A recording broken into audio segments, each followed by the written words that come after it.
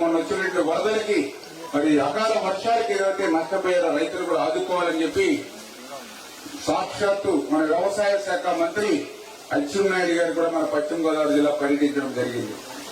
అచ్చెన్నాయుడు గారితో పాటుగా ఈ ప్రకృతి విపత్తుల శాఖ కూడా హోం శాఖ ఏదైతే నిర్వహిస్తూ ఉన్నారో వంగలపూడి అనిత గారు కూడా మన పశ్చిమ గోదావరి జిల్లా రావడం జరిగింది.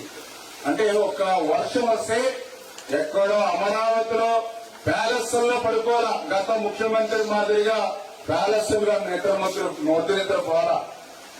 వరద వస్తుందంటే వరద కంటే ముందుగానే ఈవేళ మంత్రులు మేము పోలవరం పోతే నిర్వాసితులు చెప్తూ ఉన్నారు. గతంలో మాకు కుక్కలు మంచినీళ్ళు ఇచ్చినటువంటి పరిస్థితి 5 సంవత్సరాల్లో చూడలేదు. గతంలో ఒక్క మంత్రి కూడా మా 5 సంవత్సరాల్లో మా పోలవరం నిర్వాసుల దగ్గరికి వచ్చి మాట్లాడింది లేదు.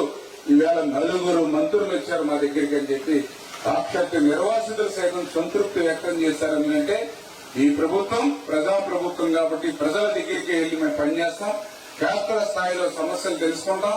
అందుకే నాట్లు వేసి ఎవరైనా పంట నష్టపోతే దాన్ని నమోదు చేసి అది కూడా పారదర్శకంగా కఠినమైన నిబంధనలు లేకుండా పారదర్శకంగానే వాటిని నమోదు చేసి వాళ్ళకి ఇన్పుట్ సబ్సిడీ ఇచ్చి వాళ్ళని ఆదుకోవాలనేది ఒకటి.